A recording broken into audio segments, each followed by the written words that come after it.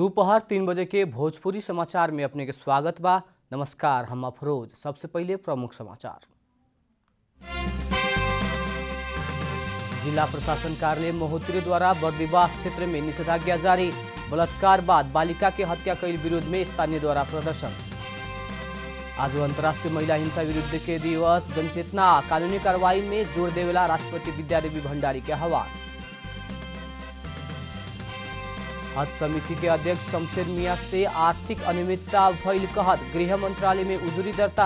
हाजी सब के व्यवस्थापन में करीब 3 करोड़ रुपया भ्रष्टाचार के आरोप। अमेरिका के राष्ट्रपति में निर्वाचित भइल जो बाइडेन कैलन ट्रंप के विदेश नीति खारिज। सामूहिक स्वार्थ खातिर काम करला अमेरिका फिर तैयार।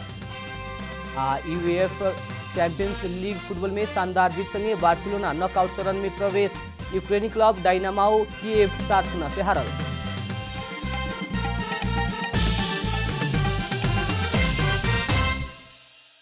अब पूरा समाचार। प्रहरी के गोली लाग के गंभीर घायल भइल प्रदर्शनकारी के इलाज के क्रम में मृत्यु भइला बाद जिला प्रशासन कार्यालय महोत्तरी बर्दिवास में निषेधाज्ञा लगौले बा। प्रहरी से चलावल गोली लाग के घायल भइल बर्दिवास नगरपालिका वार्ड नंबर 1 के 42 वर्ष के संजय कहेवाला बुद्धिराम नेउपानी के कालू राति मृत्यु भइल रहे। मंगर के गोली लागल नेउपानी के हेलीकॉप्टर से ग्रांडी अस्पताल काठमांडू लिया के इलाज करा रहल समय में कालू राति मृत्यु भइल है। नेउपानी के जांघ में गोली लागल रहे। नेउपानी के मृत्यु बाद आज सवेरे से बर्दिवास में प्रदर्शन हो रहल बा। थप प्रदर्शन होखे ना देवेला कहत प्रशासन आज सवेरे 9 बजे से बिहान सवेरे तक निषेधाज्ञा जारी कैले बा। बर्दिवास नगरपालिका वार्ड नंबर 14 के 6 वर्ष के बालिका गुलाब शाह खातून के सब बोरा में मिलल रहे। बलात्कार के बाद बालिका हत्या कैल कहत स्थानीय बासिंदा आंदोलन कर रहल बा। भीड़ नियंत्रण में लेवे के कहत कालू प्रहरी से गोली चलावला बाद 3 जने घायल भइल रहे।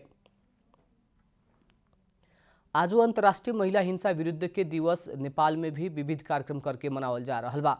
संयुक्त राष्ट्र संघ के सन 1979 के महासभा से नवंबर 25 के महिला हिंसा विरुद्ध के दिवस के रूप में मनाव के निर्णय कैल रहे। हर एक बरस के 25 नवंबर से 10 दिसंबर तक लैंगिक हिंसा के विरुद्ध एकबद्धता जनावेला आ जनचेतना कायम राखेला विभिन्न क्रियाकलाप कार्यक्रम सब आयोजना कैल जाला।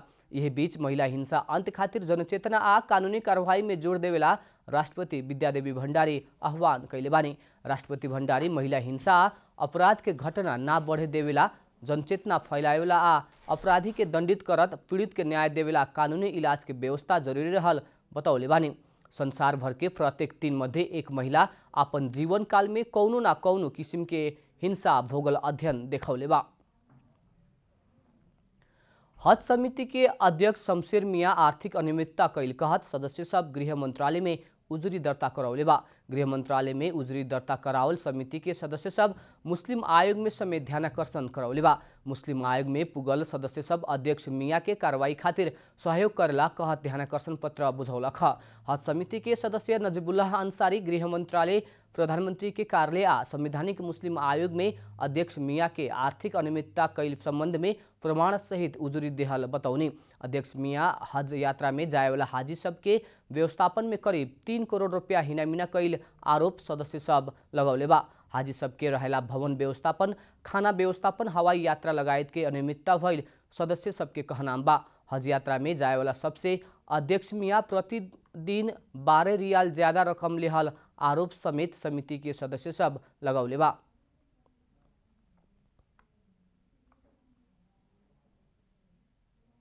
अब यसमा त उही छ। अब हाजीहरूको लगभग व्यवस्थापनमा उहाँले पुग्न पुग केही कमो बेसी लगभग 3 करोड रुपियाँको हेनाबेना गर्नुभएको छ। हाजीहरू जो हाजीहरू एउटा पवित्र ठाउँमा जानलाई पाई जम्मा गरेर जान चाहन्छन् र त्यो पैसा खाने र त्यो पैसा खाइदिएका हामीले प्रमाणसहित हाम्रो निवेदनमा हामीले नथी गरेर हालेर पठाएका छौँ। हज यात्रा खातिर राष्ट्रीय वाणिज्य बैंक में जम्मा भइल 15 करोड़ रुपया ब्याज आ कमीशन के लोभ में सनराइज बैंक में सारल आरोप समेत समिति के सदस्य सब लगौले बा। उ सब अध्यक्ष मियां के तत्काल हज समिति के अध्यक्ष से हटा के कार्रवाई करला मांग कैले बा। बुटवल में अर्थमंत्री विष्णु पौडेल के कांग्रेस के कार्यकर्ता सब करिया झंडा दिखौले बा। आज सवेरे बुटवल के तिनाउ पुल लगे पौडेल सवार गाड़ी के नेपाल विद्यार्थी संघ तरुण दल रूपन्देही करिया झंडा देखौलक। उ सब पद से प्रदेश राजधानी बदली कैल कहत करिया झंडा देखौलक। रूपन्देही के विभिन्न आयोजना सबके अनुगमन करे पौडेल बुटवल पुगल रहनी।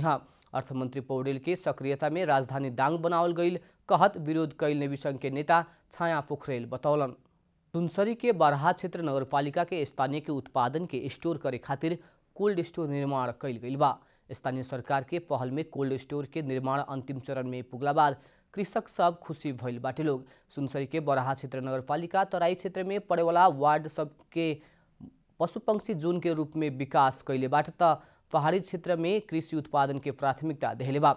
नगरपालिका में उत्पादन भइल कृषिजन्य वस्तु सब कोल्ड स्टोर खातिर विराटनगर धरान लगायत के नगर सब में पुगावे के बाध्यता में रहे, लेकिन अब कोल्ड स्टोर खातिर सुनसरी के बरहा क्षेत्र कोल्ड स्टोर बनला बाद उत्पादन अन्यत्र ले जाए पड़े के बाध्यता हटल बा। प्रदेश नंबर 1 सरकार के भूमि व्यवस्था कृषि तथा सहकारी मंत्रालय द्वारा विनियोजित 75% रकम में बरहा क्षेत्र नगरपालिका के 25% अनुदान में कोल्ड स्टोर निर्माण हो रहा बा। कुल 67 लाख रुपया के लागत में निर्माण हो रहा कोल्ड स्टोर खातिर मंत्रालय से 50 लाख रुपया देहल गईल बा।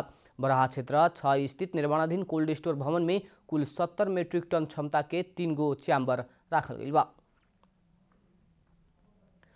चंद्रगिरी हिल्स लिमिटेड आह्वान 17 गते से आयोजना प्रभावित सर्वसाधारण के शेयर जारी करे वाला बा।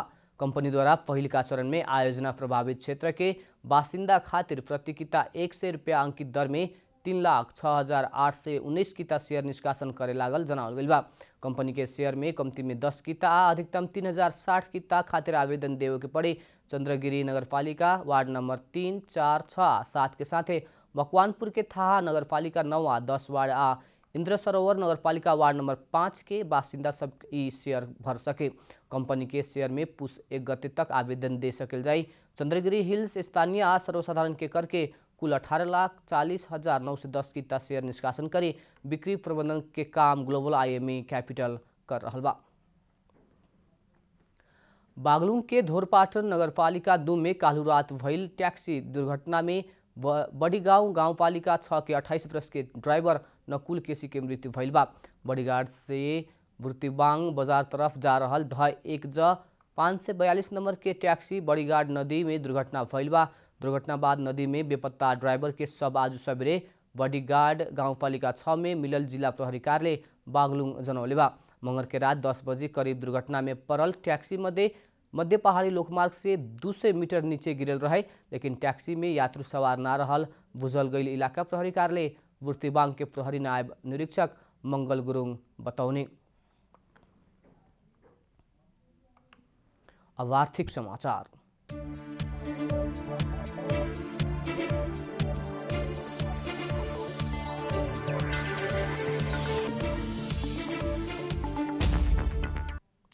नेपाल राष्ट्र बैंक कोभिड-19 के प्रभाव में पड़ल क्षेत्र के पुनः उत्थान खातिर कर्जा प्रवाह करला बैंक तथा वित्तीय संस्था के निर्देशन देहले बा। राष्ट्र बैंक द्वारा क, ख आ ग वर्ग के बैंक तथा वित्तीय संस्था के निर्देशन देहत मंत्री परिषद के पिछला कार्तिक 27 गते के निर्णय से स्वीकृत भइल कार्यविधि मुताबिक कर्जा प्रवाह करेला कहले बा। मंत्री परिषद व्यावसायिक निरंतरता कर्जा प्रवाह कार्यविधि 2077 में उल्लेख भइल व्यवस्था मुताबिक कर्जा प्रवाह करे के कहले रहे। केंद्रीय बैंक द्वारा अति प्रभावित क्षेत्र के श्रमिक या कर्मचारी के वार्षिक पारिश्रमिक तथा ओकर 50% थप करके कुल रकम या अधिकतम 10 करोड़ तक कर्जा प्रवाह करे के कहले बा। वही लेखा न्यून प्रभावित क्षेत्र के श्रमिक या कर्मचारी के वार्षिक पारिश्रमिक तथा ओकर 50% थप करके कुल रकम या अधिकतम 5 करोड़ तक प्रवाह करला निर्देशन देहले बा। केंद्रीय बैंक द्वारा वैसन कर्जा अपन प्राथमिकता पूंजी के 10% तक मात्र प्रवाह कर सकल जाई सीमा स्वीकृत करत समय कार्यविधि मुताबिक प्रभावित कुल कर्जा के 30% रकम घरेलू साना तथा मझौला उद्यम खातिर प्रवाह करे के पड़े के व्यवस्था कइल गइल बा। भोजपुरी समाचार में अब अंतर्राष्ट्रीय समाचार।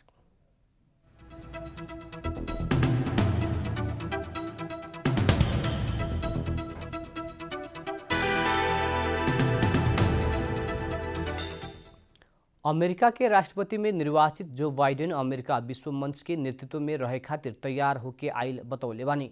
रिपब्लिकन राष्ट्रपति डोनाल्ड ट्रंप अमेरिका फर्स्ट नीति मार्फत अमेरिका के विश्व मंच से अलग आ अकेला बनावल कहत बाइडेन अब ओह अध्याय के पाना पलटे के बतौले बानी। विश्व के सहयोगी राष्ट्र सब संघ के सहकार्य करके नेतृत्वदायी भूमिका निर्वाह करत सामूहिक स्वार्थ खातिर काम करला अमेरिका फिर तैयार भइल समाचार संस्था रोइटर्स जनौले बा। पूर्व उपराष्ट्रपति समेत रहल बाइडेन आपन टीम में रहेवाला परराष्ट्र नीति तथा राष्ट्रीय सुरक्षा के सदस्य सबके परिचय करावत आएवेला जनवरी 20 में सत्ता संभालला बाद ट्रंप के एकतरफी राष्ट्रवाद के नीति से अमेरिका के अलग करे के संकेत कैले बानी। अब खेलकूद समाचार।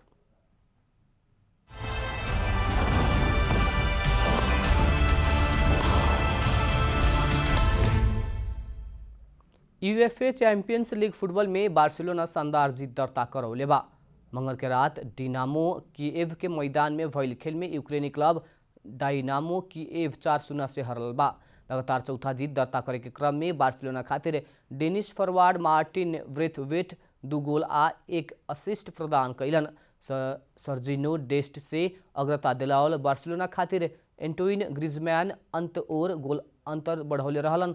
सन 2016 एने समूह चरण में अपराजित रहल बार्सिलोना पछिला 23 खेल में नइखे हारल। बार्सिलोना के जीत में जारी सीजन पहिलका बार शुरुआती पसंद में रहल फॉरवर्ड ब्रेथवेट प्रभावशाली प्रदर्शन कैल। जीत संगे ही बार्सिलोना नॉकआउट चरण में स्थान पक्का कैले बा। 4 खेल में 4 जीत सहित 12 अंक जोड़ल बार्सिलोना अंक तालिका के शीर्ष स्थान में बा। दोसर स्थान में रहल इवेंटस के 9 अंक बाटे त कीएव आ फेरेनकाभारोस के 1-1 अंक बा। अंत में प्रमुख समाचार फिर एक बेर। जिला प्रशासन कार्यालय महोत्तरी द्वारा बर्दिवास क्षेत्र में निषेधाज्ञा जारी।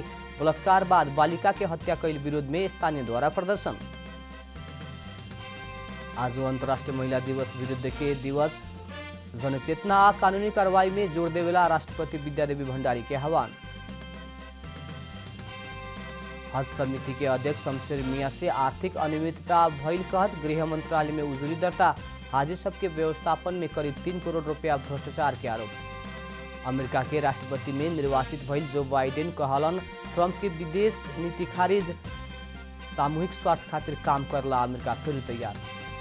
आ यूएफए चैंपियंस लीग फुटबॉल में शानदार जीत संगे बार्सिलोना नॉकआउट चरण में यूक्रेनी क्लब डायनामो कीएव 4-0 से हारल।